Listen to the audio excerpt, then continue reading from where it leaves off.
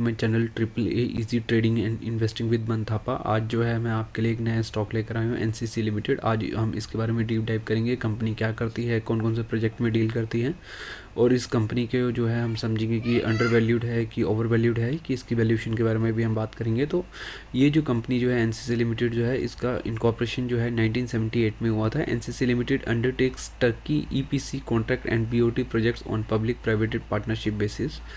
NCC does a construction of roads, buildings, irrigation, water and environment, electrical, metals, mining and railways. It also has an interest in road and energy projects through its 62.1 owned subsidiary NCC Infrastructure Holding Limited and in real estate through its 80% owned subsidiary NCC Urban Infrastructure Company. Has presence in Middle East through its subsidiary in Muscat and Dubai also. तो business verticals जो हैं ये किस किस चीज़ में है, तो ये जो है बिल्डिंग एंड हाउसेस बनाती है, जिसमें industrial building, commercial building, housing projects, IT parks, shopping malls etcetera, और रोड्स वगैरह बनाती है, हाईवेज़ वगैरह जो है उसमें काम करती है। वाटर एंड इन्वायरमेंटल में जैसे वाटर सप्लाई प्रोजेक्ट्स है, वाटर ट्रीटमेंट प्लांट्स है, डिस्ट्रीब्यूशन नेटवर्क है, इन सब चीज़ों में काम करती है। इलेक्ट्रिकल में जो है ट्रांसमिशन एंड डिस्ट्रीब्यूशन का काम करती है। इरीगेशंस में डैम्स एंड रिजर्व्स बनाने में हेल्प करती है। International roads, building and water pipes में हेल्प करती है। माइनिंग्स में हेल्प करती है। रेलवे स्टेशंस के जो ट्रैक लेइंग है, सिग्नलिंग एंड कम्युनिकेशन है, रेलवे साइडिंग है, ये सारी चीज़ों में। उसके बाद में power, oil, gas and metal sectors में भी जो है ये काफ़ी कंस्ट्रक्शन का काम करती हैं। बिजनेस नेटवर्क अगर देखा जाए तो it has an pan India presence with office across 13 cities in key states such as Maharashtra, Andhra Pradesh, Telangana, Karnataka, Gujarat, Uttar Pradesh, West Bengal and Tamil Nadu. Key projects अगर देखा जाए तो इसमें जो है आगरा लखनऊ एक्सप्रेस वे बनाया है, ESI hospital and medical college बनाया हुआ है, Gulbarga Karnataka outer ring road, Hyderabad growth corridor, Telangana infrastructure development, ministry of defence, Arunachal Pradesh in water supply projects and Rajkot Gujarat में काम करा हुआ है। Some of the CEO's client including airport authority of India New Delhi जो है ये इनका क्लाइंट है। बेंगलोर मेट्रो रेल कॉर्पोरेशन इनका क्लाइंट है। Reserve bank of India, Nagpur metro rail corporation limited, ministry of transport and communication, government of Oman, national highways authority of India and other subsidies. जो अगर देखा जाए तो company has 35 subsidies on 31 March 2021। The ropeway project at पानी top awarded the government of Jammu and Kashmir was cancelled and a SPV with Patnitop Ropeway Resort Limited was liquidated through the voluntary winding up process vide the order dated 12 February 2020 of NCLT Hyderabad branch. Order book अगर देखा जाए तो 31 March 2023 तक का order book में देखा जाए तो 50,224 करोड़ के प्रोजेक्ट्स जो हैं इनको ऑलरेडी मिले हुए हैं। न्यू प्रोजेक्ट्स जो देखे जाए तो वो क्या है, suburban road improvement project Mumbai, Rewa water supply project Madhya Pradesh, electrical distribution order Lucknow, Nagpur flyover, election distribution order Uttar Pradesh, electrical distribution Bihar, electrical distribution cluster 5 Uttar Pradesh, electrical distribution cluster Uttar Pradesh, mining Maharashtra, road infrastructure Bengaluru, housing unit Karnataka and AIIMS Bibinagar. Revenue breakup अगर देखा जाए तो incomes from a contract and services 97% आता है। Income from real estate project जो है 3% है। It has a looking at affordable housing projects also, Central Vista project in New Delhi and Parliament houses. They have started participating in the bidding process for these. Companies also planning to diversify its into a defense, railway and underground tunnels etc. Change of KMP Mr. Sanjay Prussell was appointed as a chief financial officer on June 1st 2023 in place of mister के कृष्णा राव। तो ये company के बारे में जो है हमने थोड़ी सी स्टडी कर ली है। आप जो है इसका जो है प्रेजेंटेशन में भी जो है हम जा सकते हैं और थोड़ा सा इसमें और डीप डाइव कर सकते हैं। तो इन्वेस्टर प्रेजेंटेशन में अगर आप जाओगे तो इसमें जो है आपको और क्लैरिटी मिलेगी। जैसे हमने ऑलरेडी डिस्कस कर लिया हो कि बिल्डिंग इंफ्रास्ट्रक्चर जो है ये इसमें माइलस्टोन में काम करती है। कंपनी के फाइनेंशियल और ओवरव्यू जो है इसके बारे में आपको जो है यहाँ पे अच्छे से जो है डीप डाइव आप इसमें कर सकते हो। तो अगर आप इसका देखोगे तो the core thing is it is the second largest listed construction company by revenue. Pan India इसका प्रेजेंस है। कंपनी का जो है in house design and engineering capabilities है। बुक ऑर्डर इसके पास में 57,000 करोड़ के ऑलरेडी बुक ऑर्डर हैं। 11,000 प्लस एम्प्लॉयज़ इसके ऑलरेडी हैं। वेल डाइवर्सिफाइड बिजनेस मॉडल है। स्ट्रॉन्ग गवर्नेंस क्रेडेंशियल हैं, ठीक है। इसके अलावा अगर आप देखा जाए तो ये building, transportation, water environment, electrical, irrigation, mining, railways in सब में जो है काम करती है, जो कि जो है कंपनीज़ की जो है बैकबोन है। आज के टाइम में आपको ही पता है कि गवर्नमेंट जो है they are putting lot of focus on the infrastructure which includes the highways, railways, transportation, ये सारी चीज़ें जिसमें जो है they are the main key players. ठीक है, इसके बाद में जो है एनसीसी लिमिटेड जो है ये है पंचान कोल माइनिंग प्राइवेट लिमिटेड भी इनकी जो है कंसर्न है। रियल स्टेट में एनसीसी अर्बन इंफ्रास्ट्रक्चर लिमिटेड के नाम से है और अदर में बीओटी रोड्स के नाम से है। ठीक है, जो कंपनीज जो है इनके क्लाइंटल आप देख सकते हो कि काफ़ी बड़ी बड़ी जो हैं कंपनीज इनके जो हैं, starting from Indian Oil to NBCC, Adani, CIDCO, जितने भी जो बड़े हैं, National Highway Authority of India, ये सारे जो है इनके क्लाइंट्स हैं। ये इनके भी यहाँ पे जो है बहुत सारे काम करते हैं। ठीक है, इनको कुछ अवार्ड्स वगैरह भी मिले थे। इसके अलावा जो है इनके अगर हम फाइनेंशियल्स बुक में अगर हम देखें तो ऑर्डर बुक्स जो हैं, जैसे कि मैंने बताया 57,440 करोड़ के जो है रेवेन्यू है, जिसमें से बिल्डिंग्स जो हैं ये आप इनका जो है क्लैरिफिकेशन देते हैं। Business, transportation, water, railways, electrical में जो है क्या क्या डिफरेंस है। स्टेट वाइज डेटा अगर आपको देखना तो महाराष्ट्र, उत्तर प्रदेश में आप देख सकते हैं सबसे ज़्यादा महाराष्ट्र और उत्तर प्रदेश में इनके प्रोजेक्ट्स वगैरह चल रहे हैं और ज़्यादा इनके जो रेवेन्यू जो है वो बिल्डिंग्स से आ रहे हैं। उसके बाद में ट्रांसपोर्टेशन, वाटर, रेलवेज, इलेक्ट्रिकल, आप इसको इस तरीके से देख सकते हैं। ठीक है, ये जो है ग्राफ के ग्राफ में भी जो है आप इसको देख सकते हैं। जहाँ पे आप जो है इसको डीपली देखना चाहे तो ये आप खुद डाउनलोड करके भी देख सकते हो और आप जो है इसको पॉज करके भी जो है आगे देख सकते हैं। ठीक है, की फाइनेंशियल्स नंबर्स जो हैं ये हैं, फाइनेंशियल्स जो हैं ये हैं इनके। फाइनेंशियल्स जो हैं वो काफ़ी अच्छे तरीके से ग्रो कर रहे हैं। ये 9 मंथ्स का डेटा है। Q3 में अगर देखा जाए तो रेवेन्यू 35% से, एबिटा 22% से, पैट 13% से, रेवेन्यू 33% से, एबिट जो है 34% से और प्रॉफिट आफ्टर टैक्स जो है 40% से जो है वो ग्रो करा हुआ है। ये जो है इनकी जो है कोयल माइनिंग का जो है इन्होंने डिटेल वगैरह दी हुई है। ये जो अभी जो इनके जो प्रेजेंट जो है वो कौन कौन से चल रहे हैं। हिस्टोरिकल्स जो है इनका कैसा, इन्होंने हिस्टोरिकल में कंसोलिडेशन जो है ये डेटा है, कंसोलिडेटेड डेटा है सारा मिला के, तो किस तरीके से काम करा हो तो आप देख रहे हो जैसे इनके नेटवर्क जो है वो कंटिन्यूसली बढ़ते जा रहा है, टर्नओवर जो है वो कंटिन्यूसली बढ़ रहा है। फाइनेंशियल ईयर 24 में अगर आप देखा जाए तो फाइनेंशियल ईयर 23 में जो है 15,701 का जो करोड़ का जो इन्होंने जो है टर्नओवर करा था, अभी 9 मंथ में ही इन्होंने जो है 14,441 के आसपास में कर लिया है, लगभग उसके आसपास में कर लिया है। जैसे ही जो है ये 3rd मंथ का जो रिजल्ट आएगा ये डेफिनेटली इससे बढ़कर आगे जाएगा। ऑर्डर बुक जो है इनके पास में काफ़ी जो है इंक्रीज़ होकर पड़ा हुआ है।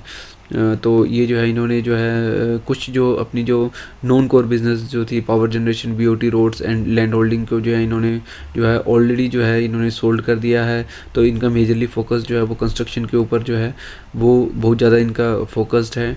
ठीक है, प्रॉफिट बिफोर टैक्स जो है contribution of 80 crore by the subsidy companies in 9 months financial year 24 में जो है ऑलरेडी जो है इन्होंने जो है 80 करोड़ का जो है प्रॉफिट बिफोर टैक्स जो है वो अचीव कर लिया है। इनके जो प्रोजेक्ट्स जो अभी चल रहे हैं, प्रोजेक्ट स्नैपशॉट में बेंगलोर मेट्रो रेल जो है वो फेज़ 2 है। इसके अलावा जो है इनोग्रेशन ऑफ एम्स गुवाहाटी अभी इन्होंने करा हुआ है ऑलरेडी। प्रोजेक्ट स्नैपशॉट जो है इसमें टर्मिनल बिल्डिंग अगरतला में जो है एक बिल्डिंग जो है इन्होंने ये भी तैयार करी है। उसके बाद में ये समृद्धि एक्सप्रेस महाराष्ट्र जो है यहाँ पे जो है ये कंस्ट्रक्शन में है। ये इनके मेजर प्रोजेक्ट जो हैं जो इन्होंने ऑलरेडी एग्जीक्यूट करे हैं। नागपुर रेल हुआ है, आगरा लखनऊ एक्सप्रेस वे है, नागपुर मुंबई एक्सप्रेस वे है, एम बिलासपुर है। तो इसी तरीके से आप देख सकते हो इन्होंने जो है काफ़ी प्रोजेक्ट्स जो हैं वो इनिशिएट ऑलरेडी, कुछ जो है वो अंडर कंस्ट्रक्शन है, कुछ जो है इन्होंने ऑलरेडी करे हुए हैं। एनसीसी जो है इसको जो है longest double decker widest in the worlds जो है इसमें जो है इन्होंने अपना Guinness Book of World Record में भी बनाया हुआ है। जैसे कि आप यहाँ पे देख सकते हैं कि ये जो है नीचे रोड है, उसके ऊपर हाईवे है और उसके ऊपर मेट्रो है। तो ये 3 लेन का जो है ये इन्होंने जो है गिनीज वर्ल्ड रिकॉर्ड में भी जो है बनाया हुआ है। यहाँ पे भी आप फोटो देख सकते हो। ये जो है रोड है, देन ऊपर जो है फ्लाईओवर है और उसके ऊपर जो है मेट्रो की जो है वो लेन है। ठीक है, इसी तरीके से अगर आप देखें तो इन्होंने जो है काफ़ी इनोवेटिव प्रोजेक्ट्स वगैरह हैं और इनके पास में सारे हैं, स्टार्टिंग फ्रॉम जो है चाहे वो इलेक्ट्रिसिटी के प्रोजेक्ट्स हों, चाहे वो जो है रेलवेज़ के प्रोजेक्ट हों, चाहे वो नेशनल हाईवेज़ के प्रोजेक्ट्स हों। तो ये मोर जो है कोर जितने भी जो ऑप्शंस रहते हैं इंजीनियरिंग में, तो ये सारे के सारे ही कर रहे हैं। ठीक है, तो ये जो है आप इनका जो है ये प्रेजेंटेशन को जो है और डीप डाइव जो है वो करके देख सकते हैं और इसको जो है आप अच्छी तरीके से जो है इसमें आगे जो है डीप स्टडीज़ वगैरह भी कर सकते हैं। तो जैसे कि आपको देखने से ही, प्रेजेंटेशन देखने से ही लग रहा हो कि ये जो है इनके पास में काफ़ी अच्छे प्रोजेक्ट्स ऑलरेडी हैं और काफ़ी जो है ये डीप डाइव भी जो है उसमें कर रहे हैं। ठीक है, तो अब जो है मार्केट कैपिटलाइजेशन अगर देखें तो ये 14,000 करोड़ की कंपनी है। इस तरीके की जितनी भी कंपनी होती हैं तो उसमें थोड़ा सा जो है वो डेट रहता ही है, लेकिन अगर इसका डेट देखा जाए तो बहुत ज़्यादा नहीं है, 0.23 है, तो वो मैनेजेबल है। ठीक है, इसकी एंटरप्राइज वैल्यू जो है वो 15,000 करोड़ की है। 5 ईयर्स जो है अगर इसका अगर आप फ्री कैश फ्लो देखेंगे तो ये 3941 करोड़ का है। स्टॉक का जो पी है जो है वो 21.8 है, काफ़ी रीजनेबल इसका पी है। अगर इंडस्ट्री के पी देखा जाए तो 24 है। इंडस्ट्री पी से जो है हमें कम से कम भी जो है 9.65% के कम पी मल्टीपल में हमें ये अवेलेबल है। अभी ये जो है अभी इसने काफ़ी रिसेंटली जो है ऑल टाइम हाई बनाया था, उससे जो है हमें 12.8% जो है वो डाउन मिल रहा है, क्योंकि अभी आपने रिसेंटली देखा होगा कि काफ़ी जो है स्टॉक जो है वो डाउन में आए हैं, तो इससे जो है हमें जो है ये 12.8% जो है चीप भी अवेलेबल है। इसके अलावा अगर मैं इसकी बुक वैल्यू की बात करूँ तो इसका 2.33 की बुक वैल्यू है, लेकिन इंडस्ट्री जो है ये 2.44 में चलता है, तो इसकी इंडस्ट्री बुक वैल्यू से भी हमें कम में मिल रहा है। इसकी जो इंटरेस्टिक जो वैल्यू जो है वो 347 है, तो अभी जो इसका जो करंट प्राइस है वो हमें इंटरेस्टिक वैल्यू से भी जो है हमें कम में मिल रहा है 233 रुपीज़ में। ROC जो है 18% है, which is good on such kind of the construction companies. ROE जो है 9.99 का है। पैग रेशियो जो है 0.92 का है। इसका मतलब ये है कि इसका जो PE है और जो ग्रोथ जो है वो काफ़ी अच्छा है, 1 से अगर कम है तो उसको काफ़ी अच्छा माना जाता है। प्लेजिंग परसेंटेज 0 है। अर्निंग पर शेयर 10 रुपीज़ का है। नेट कैश फ्लो जो है 15 करोड़ रुपीज़ का जो है इसका नेट कैश फ्लो भी है। CFO बाय पैट जो है वो थोड़ा सा कम है, but that is manageable in such cases, जहाँ पे जो है कंस्ट्रक्शन में आपको पता है कि पैसे जो हैं वो तुरंत नहीं आते, but this is perfectly fine. अगर मैं इसका जो है आपको इसका मैक्सिमम का अगर मैं डेटा दिखाऊं तो इसका ये है कि इसने जो लास्ट जो ऑल टाइम हाई जो बनाया था वो 2008 में बनाया था, और उसके बाद में जो है आप ये देखिए कितना लंबा कंसोलिडेशन करने के बाद में जो है यहाँ पे इसने ब्रेकआउट दिया है 2008, और अभी जो है हम 2014 में हैं। आप ये देख सकते हो कि करीबन जो है 16 साल 17 साल का जो है ये कंसोलिडेशन जो है इसने अभी ब्रेकआउट देके जो है ये रिवर्सल आया हुआ है। रिवर्सल भी हमें जो है सिर्फ इसलिए मिला है क्योंकि जो है अभी मार्केट में जो है थोड़ा सा डाउनग्रेड है, मार्केट में जो है पैनिक है, इसलिए हमें जो है ये इतने अच्छे वैल्यूएशन में मिल रहा है। इसका अगर मैं इसका PE देखूं तो आप ये देखेंगे कि इसका जो है PE मल्टीपल जो है मैक्सिमम से अगर मैं देखूं 10 ईयर 5 ईयर्स में अगर मैं देखूं तो PE में जो है हमें थोड़ा सा जो है एक्सपेंसिव मिल रहा है। अगर मैं शॉर्ट टर्म में देखूं, मैक्सिमम लॉन्ग टर्म के हिसाब से देखूं तो मीडियन के पास में है। वहीं पर ही जो है इसको मैं प्राइस टू बुक में अगर मैं कंपेयर करूं तो मैक्सिमम में अगर देखेंगे तो मीडियन से ऊपर है। और अगर मैं इसका जो है जैसे कि अगर मैं इसको वैल्यूएशन ट्रूली जो है वैल्यूएशन के पार्ट से देखूँ तो ये हमें जो है थोड़ा सा महंगा मिल रहा है, चाहे वो PE रेशो के हिसाब से हो चाहे PB मल्टीपल के हिसाब से हो। बट यहाँ पे जो है इस स्टॉक को चूज़ करने का जो मेरा जो रीज़न था वो ये था क्योंकि इसको जो है काफ़ी लंबे कंसोलिडेशन के बाद में जो है इसने ये ब्रेकआउट दिया हुआ है। और अगर आप देखेंगे 2008 का हमें डेटा नहीं है, 2012 का डेटा है, जब जो है इसने जब ये कंसोलिडेशन चालू करा है, इतने लंबा कंसोलिडेशन जो है 6500 करोड़ का जब वो उस टाइम में ट्रांजैक्शन करती थी, और अभी जो है ये 19,000 करोड़ का जो है वो ट्रांजैक्शन कर रही है। There is in somewhere around जो है 6 गुने का जो है 6 टाइम्स का जो है रेवेन्यू, 6 टाइम्स के सेल्स में जो है ये डिफरेंस आया हुआ है। और एक बहुत ही लंबा ट्रांजैक्शन, बहुत ही लंबा कंसोलिडेशन है, तो यहाँ पे जो है प्राइस इसमें जो है एटलीस्ट डबल होने का जो है वो यहाँ पे जो है क्षमता दिखती है। नेट प्रॉफिट जो है अगर आप देखेंगे कि जो 2012 में जो है 56 करोड़ रुपीज़ का होता था, आज वो बढ़ के जो है 705 करोड़ रुपीज़ का हो गया है। समवेयर अराउंड जो है ये 14 टाइम्स का जो है इसमें डबल जो है सेल्स में डबल नेट प्रॉफिट डबल हुआ है, और सेल्स जो है इसका जो है समवेयर अराउंड 3 टाइम्स जो है वो ग्रो हो गया है। ऑर्डर बुक जो है इनके पास में काफ़ी अच्छी ऑर्डर बुक है, तो आने वाले टाइम में जो है इसको बढ़ने के जो है बहुत ज़्यादा चांसेस हैं। ठीक है, इसके बाद में अगर हम देखें तो कंपनी जो है गुड रिटर्न्स वगैरह दे रही है, CAGR इसका बेहतरीन है, मेंटेनिंग डिविडेंड जो है ये भी जो है ये देती है। इसके जो है डेटर्स डे जो है वो भी इंप्रूव हुए हैं, 94 से 74 डेज़ में हुए हैं। ठीक है, तो देखा जाए तो ओवरऑल जो है कंपनी जो है वो काफ़ी अच्छी चीज़ों में है। कॉस्ट ऑफ बोरिंग्स जो है इसकी थोड़ी सी हाई लग रही है। Company has a low return on equity जो है अगर 3 साल का देखें तो 7% के आसपास में, विच इज़ फाइन। इस तरीके के बिज़नेस में बहुत ज़्यादा ROC या ROE जो है हम ज़्यादा एक्सपेक्ट नहीं कर सकते। जो अगर मैं इसको जो है हमारे जो दूसरे जो कॉम्पिटिटर हैं अगर मैं उससे कंपेयर करूं तो आप ये देखिए इसका जो पैग रेशियो है 0.92 है। अमंग द जितने भी इसके कॉम्पिटिटर हैं वो लो है। मैन इंफ्रा का सबसे लो है, और इसके बाद में देखा जाए तो इसका सबसे जो है लोएस्ट है। ठीक है, ऑल टाइम हाई के पास में अगर देखा जाए तो जितने भी जो है ये ऑल टाइम हाई में कोई नहीं है, और इसका जो है इसने काफ़ी अच्छा अप्रिसिएशन करा है। 12.79 मतलब ऑल टाइम हाई के बिल्कुल पास में है। क्लोजेस्ट में जो देखा जाए PNC इंफ्रा और NCC है। NCC जो है ये काफ़ी अच्छे जो है अभी वैल्यूएशन में लग रही है, और उसका काफ़ी लॉन्ग टाइम का कंसोलिडेशन है जो कि काफ़ी जो है हमारे लिए अट्रैक्टिव है। सेल्स जो है अगर हम देखें तो सबसे ज़्यादा सेल्स जो है नेशनल स्टैंडर्ड ने जो है इंक्रीज़ करा है लास्ट 3 साल में, उसके बाद में जो है नहीं, सबसे ज़्यादा जो है मैन इंफ्रा ने करा हुआ है, उसके बाद में नेशनल स्टैंडर्ड ने, और उसके बाद में जो है एनसीसी में भी जो है 20% के आसपास में अच्छा जो है अप्रिसिएशन है। और वहीं पर ही जो है आरओसी अगर देखा जाए तो मैन इंफ्रा का सबसे ज़्यादा है, और उसके बाद में जो है रेल विकास का है, पीएनसी का है, और उसके बाद में एनसीसी का है, मतलब कि तीसरे चौथे नंबर में है। और वैल्यूशन के अगर हिसाब से देखा जाए तो ये 2.33 के मल्टीपल में कर रहा है, लेकिन अगर आप जो है दूसरे कोई भी कॉम्पिटिटर को अगर आप देखेंगे तो सबसे ज़्यादा जो है आपको वैल्यूएशन जो है एनसीसी मिल रहा है, इससे थोड़ा सा जो है कम वैल्यू में पीएनसीसी मिल रहा है, बट उसके बाद में जो है एनसीसी जो है काफ़ी अच्छे लेवल पर आपको ये मिल रहा है। ठीक है, तो आप ये देखो कि जो है ये आपको जो है काफ़ी अच्छा जो है वो ट्रांजैक्शन दे रहा है। अगर प्रॉफिट ग्रोथ अगर जो है इसका देखेंगे तो सबका माइनस में है, मोस्ट ऑफ द कंपनीज। इसमें जो है मैन इंफ्रा का जो है 45 था और इसका 31 है। और सेल्स ग्रोथ जो है अगर देखा जाए तो सबसे ज़्यादा हाईएस्ट लेवल सेल्स ग्रोथ जो है एनसीसी की हुई है। ठीक है, तो इसके बाद में जो है हम इसके जो है क्वार्टरली रिजल्ट देख लेते हैं। दिसंबर में, लास्ट दिसंबर में जो है 3,910 करोड़ का जो है ट्रांजैक्शन करी थी, अभी 5,260 करोड़ का करा है।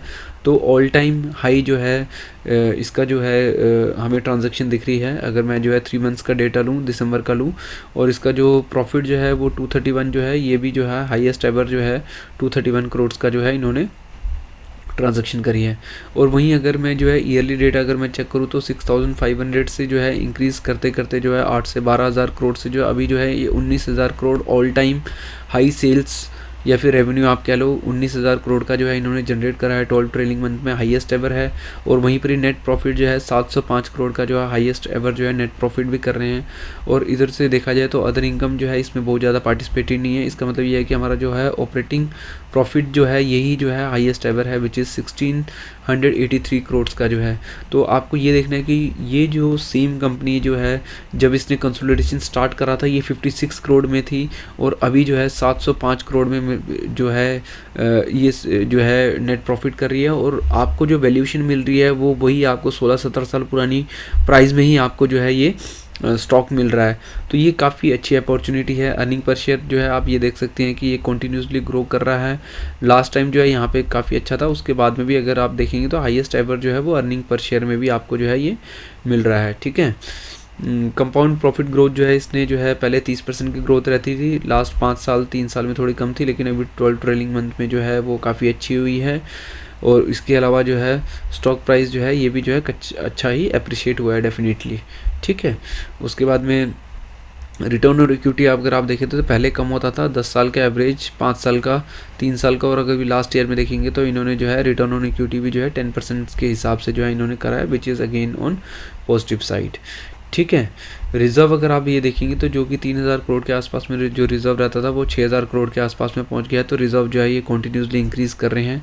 बोरोइंग जो है जो इनकी जो है 2,000 करोड़ की रहती थी उन्होंने घटा के 1,300 करा था, फिर 900 कर लिया। अभी थोड़ी सी जो है इनकी बोरोइंग बढ़ी है, which is not a major concern, क्योंकि जो है इनके पास में काफ़ी अच्छे प्रोजेक्ट्स भी जो हैं इन हैंड में पड़े हुए हैं और काफ़ी वर्थ के हैं। तो ये जो है कोई भी जो है इसमें इशू वाली बात नहीं है। फिक्स एसेट्स जो हैं इनके जो है बहुत ज़्यादा इंक्रीज़ नहीं हुए हैं, जिस तरीके से नॉर्मल जो है वो चल रहा है वही है। 1,500 करोड़ से जो है 1,491 करोड़ है, तो थोड़ा सा अप एंड डाउन जो है वो डेफिनेटली इसमें चलता है। CWIP भी जो है इतना इसमें बहुत ज़्यादा रिक्वायरमेंट इसमें नहीं रहती है इस तरीके के बिजनेसेस में। कैश फ्रॉम ऑपरेटिंग एक्टिविटी अगर आप देखेंगे तो हमेशा जो है हर साल जो है कुछ ना कुछ जो है ये कैश जनरेट कर ही रहे हैं।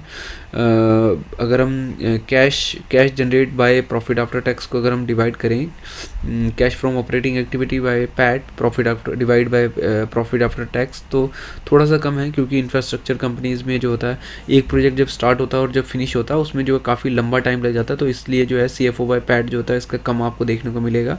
ये जितने भी जो इसके जो पीयर्स हैं उसमें भी जो है आप कंपेयर कर सकते हैं, आपको सेम ही चीज़ आपको देखने को मिलेगी। डेटर्स डेज जो हैं वो अगर मैं लास्ट ईयर से अगर मैं कंपेयर करूँ तो वो डिक्रीज़ हुआ है। इन्वेंट्री डेज भी डिक्रीज़ हुए हैं।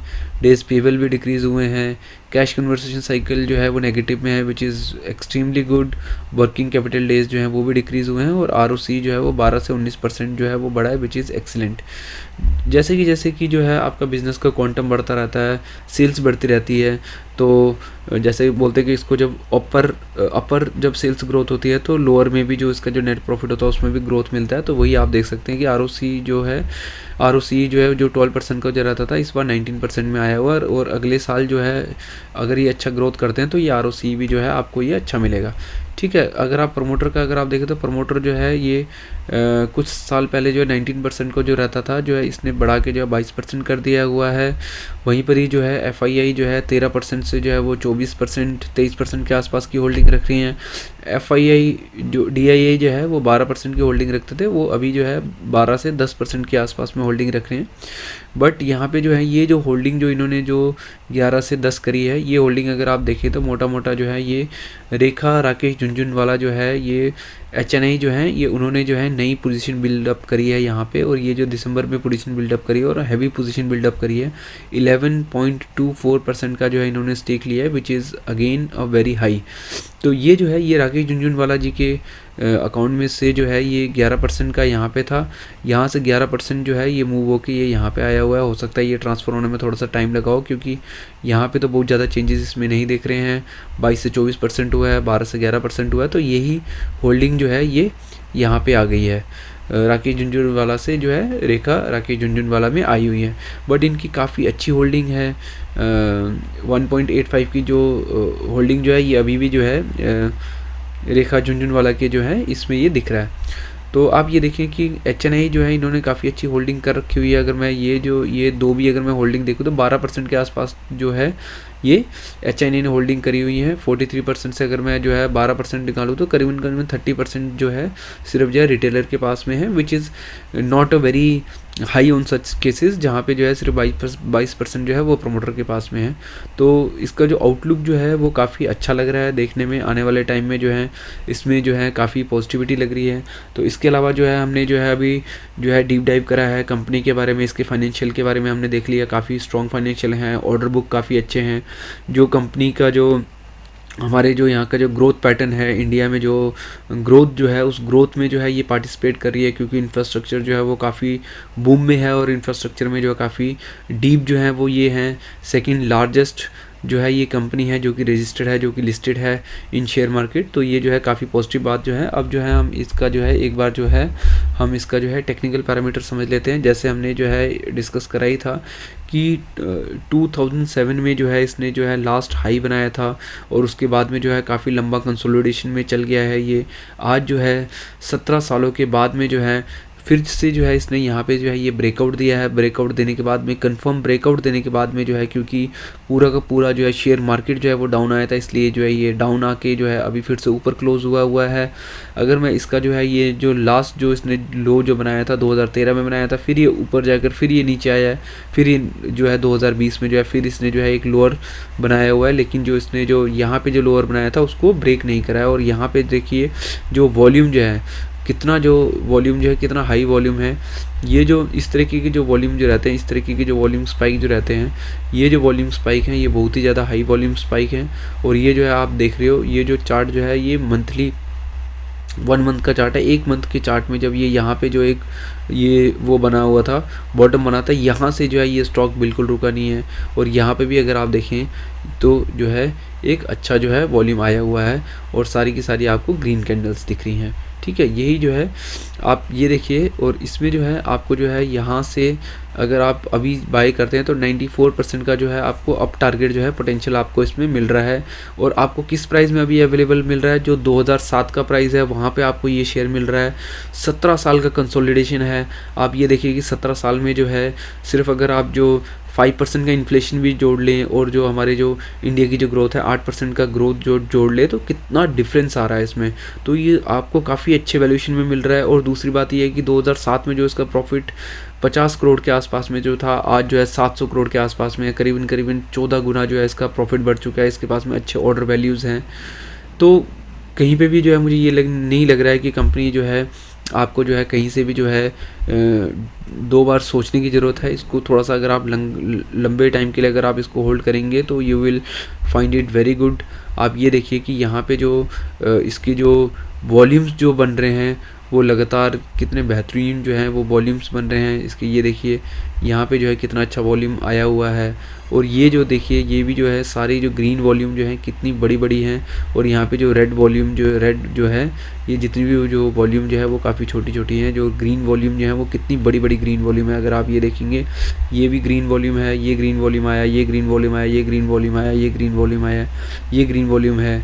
उसके बाद में जो है यहाँ से ये ग्रीन वॉल्यूम आया, ये ग्रीन वॉल्यूम आया। तो ग्रीन वॉल्यूम जो है काफ़ी आपको बड़ी-बड़ी ग्रीन वॉल्यूम दिख रही है, जिसमें से जो है आपको ये कॉन्फिडेंस आ रहा है कि ये जो स्टॉक जो है ये जो है आगे बढ़ने के लिए जो है वो तैयार है। तो दोस्तों ये जो है ये हमने टेक्निकल एनालिसिस जो है ये भी कर लिया, हमने फंडामेंटल एनालिसिस कर लिया। स्टॉक जो है वो काफ़ी अच्छा है मेरे हिसाब से। जो है आने वाले टाइम में विद इन 1 to 2 ईयर्स में जो है ये आपको 100% का गेन देने की जो है वो क्षमता रखता है। ये किसी भी तरीके से जो है रिकमेंडेशन नहीं है, जो है कोई भी जो है रिकमेंडेशन नहीं है, ये मेरी स्टडीज़ है। मुझे ऐसा लग रहा है कि ये बेहतरीन स्टॉक है और आगे आने वाले टाइम में जो है ये काफ़ी अच्छा जो है रिटर्न देने के लिए जो है कैपेबिलिटीज़ रखता है। तो इसी तरीके से दोस्तों जो है आप अपनी स्टडीज़ करिए और देखिए कि किस तरीके से जो है इस इन्वेस्टिंग की जर्नी में जो है हमें जाना है, और हमें जो है हमेशा लॉन्ग टर्म के बारे में ही सोचना है।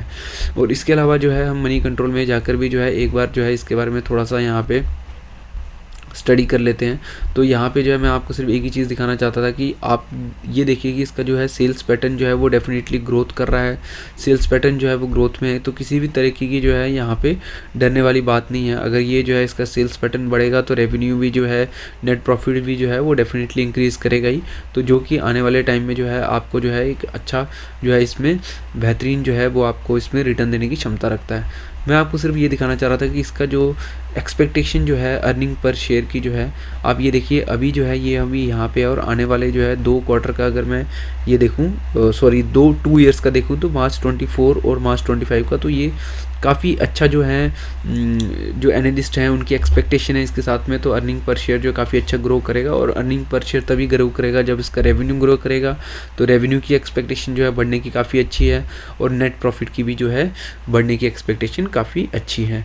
तो इनके पास में गुड ऑर्डर हैं, जो एनालिस्ट हैं उनको जो है इसकी रेवेन्यू, नेट प्रॉफिट, ईपीएस में जो है वो ग्रोथ नज़र आ रहा है। ऑलरेडी जो है आपको जो उस प्राइस में मिल रहा है 17 ईयर्स बैक के प्राइस में, जहाँ से जो है प्रॉफिट जो है वो 14 टाइम्स डबल हो चुका है। तो इसमें कोई सेकंड थॉट वाली चीज़ मुझे नज़र नहीं आती है।